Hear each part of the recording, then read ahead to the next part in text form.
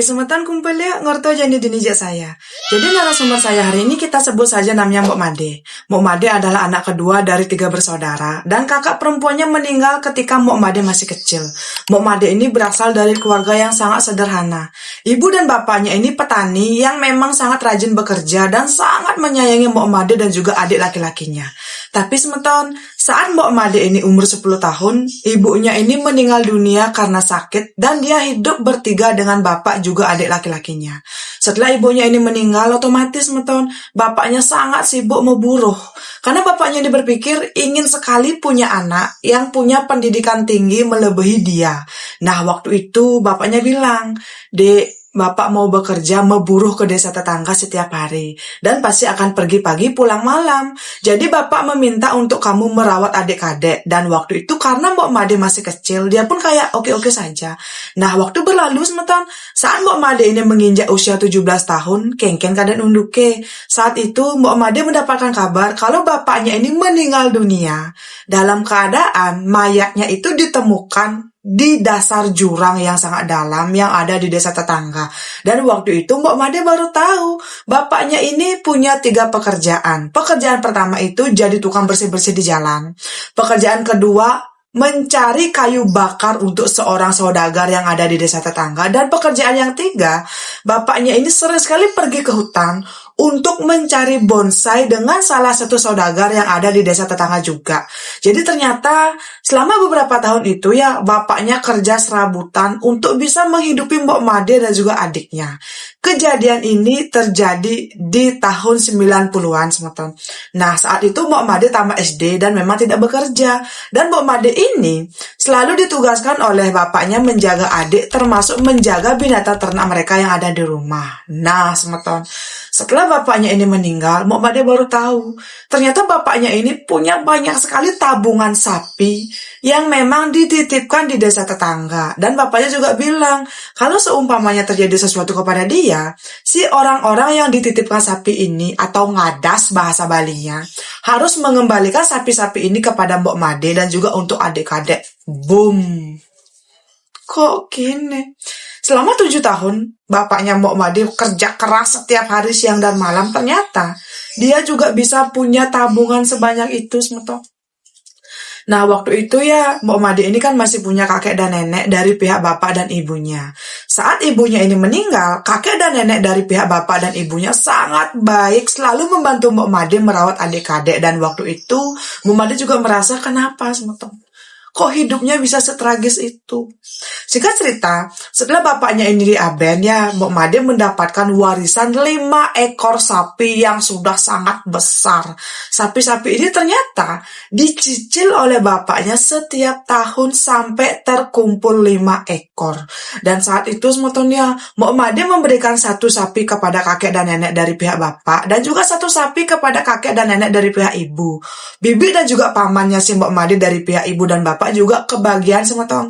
Dan sisa sapinya ini dijual oleh Mbok Made untuk biaya kebutuhannya dia dengan adik-adik. Dan waktu itu Semeton, Mbok Made ingin sekali adiknya ini melanjutkan pendidikan. Singkat cerita, setelah orang tuanya Mbok Made ini keduanya sudah meninggal, Mbok Made pun tinggal dengan kakek dan neneknya dari pihak bapak. Kakek dan nenek ini adalah petani sukses yang memang hidup sangat sederhana. Waktu itu Semeton, apapun itu pekerjaan di rumah tangga memang dilimpahkan kepada Mbok Made. Tapi saat itu juga kakek neneknya bilang nanti setiap minggu Mbok Made akan diberikan upah sekian puluh ribu karena sudah menjadi cucu yang baik. Dan waktu itu Mbok Made kembali merasa sepertinya Tuhan tidak mengabaikan dia dan adiknya. Waktu pun berlalu semotonya kurang lebih setelah 3 tahun Mbok Made tinggal dengan kakek dan neneknya, Mbok Made bertemulah dengan seorang laki-laki yang konon katanya dia adalah anak dari saudagar kaya dari desa tetangga. Dari awal semoton Mbok Made sadar sepertinya si lelaki ini kita sebut saja namanya Beli Gede, suka dengan si Mbok Kadek. Tapi waktu itu Mbok Kadek berpikir si adik-adik ini masih kecil ya. Jadi dia tidak mungkin akan meninggalkan si adik-adik untuk menikah. Dan karena ini semoton, Mbok Made berusaha menutupi rasa sukanya kepada Beli Gede dan juga jarang sekali mau mengobrol dengan Beli Gede. Si Mbok Made ini kan tahu ya, itu tuh adalah masa panen. Kakek dan neneknya si Mbok Made ini punya kebun cengkeh yang lumayan luas dan setiap panen, kakek dan neneknya ini akan pergi ke kebun di pagi hari dan pulang hampir setiap malam hari. Dan waktu itu kayak diunduknya sama Mok Made inget banget, dia bangun jam 3 subuh, dia memasak dan juga menyiapkan bekal untuk kakek dan neneknya yang akan dibawa ke perkebunan cengkeh, karena hari itu adalah hari terakhir panen cengkeh. Dan jam 5 pagi, kakek dan neneknya ini membawa mobil pickup akan pergi ke perkebunan yang memang ada di desa tetangga. Tapi engken kada nunduk sampai jam 9 malam ya, kakek dan neneknya belum pulang. Dan waktu itu Mbok Made merasa sangat merinding. Dia tuh kayak merasa sepertinya akan ada sesuatu yang terjadi gitu loh. Nah, setelah beberapa jam ini Mbok Made menunggu dengan adik-adik, kok dia mulai mendengar ya ada warga yang datang yang bilang kakeknya Mbok Made hilang, dan kemungkinan sepertinya kakeknya Mbok Made ini diengkebang medi ketika mengawasi karyawannya memetik buah cengkeh semetong. Dan saat si warga ini datang ya, dia juga datang bersama dengan neneknya Mbok Made yang badannya sudah terlihat sangat lesu, wajahnya pucat dan bibirnya mulai keunguan. Waktu itu Mbok Made bertanya, "Nek, kenapa nenek seperti ini?" Neneknya bilang, dari pagi itu setelah mereka sarapan ya, neneknya dengan kakeknya pamitan akan pergi ke kebun. Dan neneknya menunggu di pondok, tapi setelah jam makan siang, kok kakeknya tidak ada datang sama sekali. Dan setelah itu neneknya takut dong, jangan-jangan ada sesuatu yang terjadi kepada suaminya. Dan ketika neneknya mencari, si kakek tidak ditemukan di sudut perkebunan manapun sampai ketika itu kan adalah panen terakhir ya. Semua tenaga kerja yang ada di sana diminta oleh si nenek membantu dia mencari kakek. Tapi sampai malam itu, kakek tidak ditemukan dimanapun.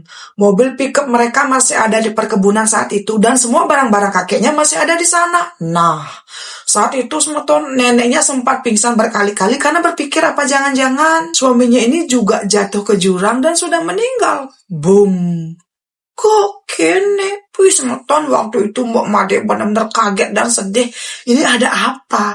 Dan menurut neneknya juga ya, tadi siang sampai malam itu, warga sekitar di desa tetangga sudah membantu mencari kakeknya, tapi belum juga ditemukan. Menurut Mbok Made, sebetulnya bapaknya ini punya 3 adik perempuan yang sudah menikah, dan ketiga adik perempuan dari bapaknya ini sudah datang ke rumah nenek dan juga kakeknya ketika itu. Dan saat neneknya ini kehilangan suaminya, semua paman dan juga bibinya si Mbok Made juga sudah datang dan juga ikut mencari, tapi tidak ada hasil semeton. Di malam itu semeton, semua keluarga dekat dan keluarga jauhnya si Mbok Made datang ke rumah neneknya. Mereka menguatkan neneknya Mbok Made, dan setelah mereka bermusyawarah, mereka memutuskan besok pagi akan pergi ke tempat orang pintar untuk bertanya kira-kira apa yang dialami dan juga apa yang terjadi kepada kakeknya si Mbok Made. Besok paginya semeton Mbok Made juga paman dan bibinya bangun sangat pagi. Mereka membuat banten dan juga makanan yang akan dibawa ke desa tetangga untuk bertanya ke tempat orang pintar. Dan Mbok Made ingat banget waktu itu, di hari itu ada sekitar 4 mobil pickup, dan 1 mobil pickup ini semuanya penuh semeton.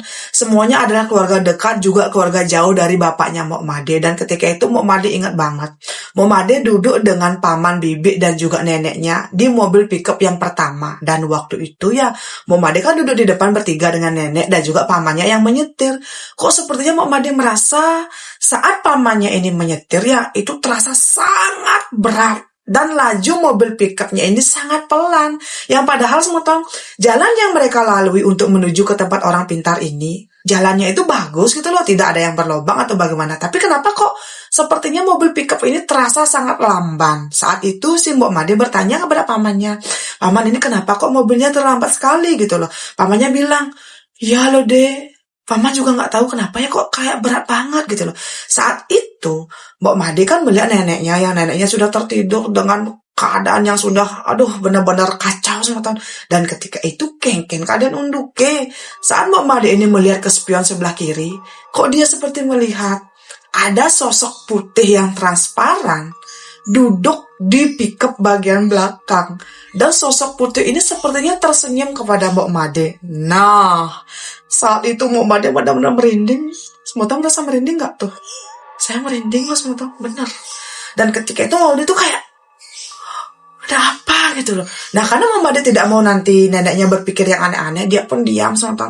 Di sepanjang perjalanan ini ya, setiap Mbok Made melihat ke spion sebelah kiri, si siluet putih yang transparan ini tetap duduk di belakang, seolah-olah berbaur dengan keluarga yang memang duduk di belakang pickup. Dan saat itu akhirnya mereka pun tiba di tempat orang pintar. Saat Mbok Made ini turun sambil memegangi badan neneknya yang sudah benar-benar kacau semeton. Dia melihat siluet putih yang dari tadi terlihat di spion di sebelah kiri mobil sudah tidak ada. Dan saat itu Mbok Made kayak, apa mungkin ini adalah suatu petunjuk semeton.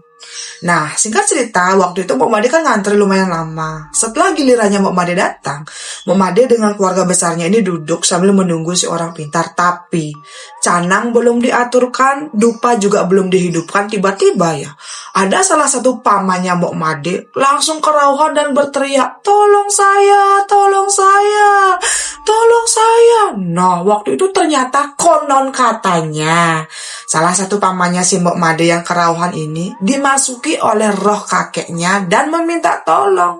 Roh kakeknya konon katanya yang merasuki badan si paman bercerita.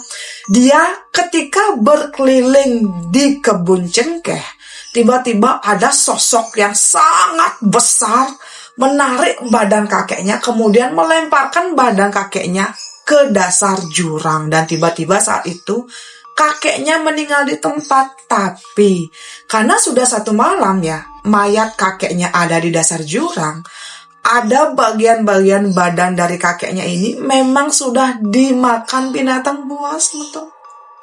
Dan saat itu kakeknya menangis menyesali. Sebenarnya itu tuh bukan waktunya dia meninggal. Tapi konon katanya, menurut kakeknya yang memang meminjam badan dari salah satu pamannya si Mbok Made bilang, ada salah satu dari orang terdekat mereka yang menumbalkan kakeknya si Mbok Made setelah berhasil menumbalkan bapaknya Mbok Made. Boom. Kok gini semeton? Iya, itu tuh benar-benar Mbok Made ingat banget kejadian ini. Neneknya yang mendengarkan ya kata-kata dari roh suaminya langsung pingsan. Saat itu semeton, saat kakeknya ini sepertinya ingin memberikan petunjuk kira-kira siapa orang terdekat yang konon katanya menumbalkan dia dan juga bapaknya Mbok Made. Tiba-tiba si orang pintar langsung ngetisin tirte dan kemudian pamannya ini langsung tersadar. Jadi ya mereka tidak tahu kira-kira siapa orang terdekat yang sudah tega menumbalkan kakek dan juga bapaknya Mbok Made semeton. Saat itu semetonnya si Mbok Made benar-benar greget dengan keluarga yang lain. Ini kenapa kok sepertinya kebetulan yang sangat pas gitu loh. Nah, setelah dupa dihidupkan dan juga banten diaturkan, si orang pintar bilang sepertinya roh dari kakeknya si Mbok Made ini tidak mau masuk ke badan si orang pintar. Dan saat itu si orang pintar bilang kalau tidak ada tumbal-menumbal seperti yang dipetekan oleh kakeknya si Mbok Made.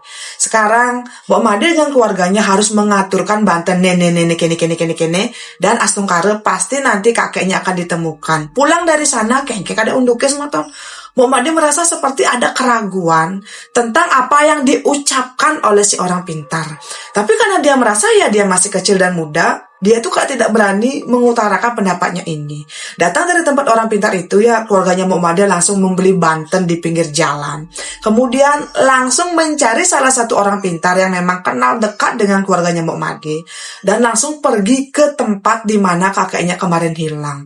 Tidak sampai 1 jam semeton ternyata benar, mayat kakeknya Mbok Made ditemukan di dasar jurang yang memang ada di sebelah perkebunan cengkeh kakek dan neneknya. Dan benar juga semeton, ada bagian badan dari kakeknya yang terlihat sudah tidak ada, yang kemungkinan memang sudah dimakan oleh binatang buas. Tuh semeton, waktu itu semeton Mbok Made, nenek, paman, dan bibinya menangis histeris.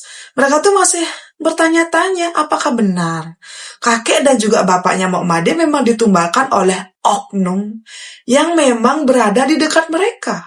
Singkat cerita, setelah berbagai proses ya akhirnya mayat kakeknya Mbok Made pun dikuburkan. Dan setelah itu Mbok Made mendengar gosip yang sangat aneh. Mbok Made tidak tahu ini benar atau tidak, tapi gosip yang dia dengar dari warga ya, si orang pintar pertama yang didatangi oleh Mbok Made dengan keluarganya ini ternyata adalah salah satu saudagar langganan yang memang sering membeli hasil panen cengkeh di tempat kakeknya. Dan konon katanya juga si orang pintar ini berteman baik dengan kakeknya Mbok Made dan juga dengan bapaknya Mbok Made semeton. Jadi bisa dibilang ya, apapun itu masalah spiritual yang dihadapi oleh bapak dan juga kakeknya Mbok Made, si orang pintar pertama inilah yang selalu dipercaya oleh kakek dan juga bapaknya Mbok Made untuk menyelesaikan masalah mereka. Dan bahkan semeton, waktu ibunya Mbok Made ini sakit ya, bapak dan juga kakek neneknya Mbok Made sering membawa ibunya Mbok Made berobat ke tempat orang pintar ini. Sampai akhirnya ibunya meninggal dunia. Boom! Kok gini semeton? Ada juga gosip yang tersebar di masyarakat kalau si orang pintar pertama ini menjual dan juga membuat barang aneh ataupun barang baik yang bisa dibilang siapapun yang datang ke tempat dia ingin membeli racun, ingin membeli pelet, ingin membeli pengasih, dia pasti akan membuatkan, yang penting harganya cocok. Dan begitu juga sebaliknya semeton. Kalau ada orang yang datang ingin berobat, dia pasti akan mengobati selama sesarinya memadai sesuai dengan permintaan si orang pintar ini. Boom. Di sini polonya si Mbok Made berpikir keras. Apa jangan-jangan semeton? Setelah semua gosip yang beredar ini ya, Mbok Made makin yakin dan tahu kalau siapapun kita pasti selalu punya celah untuk disakiti oleh orang lain. Bahkan terlepas dia teman ataupun musuh sekalipun, semeton. Nah, menurut Mbok Made sekarang dia sudah menikah dan Mbok Made juga adiknya yang mengelola perkebunan cengkeh kakek dan neneknya ini setelah neneknya meninggal dunia.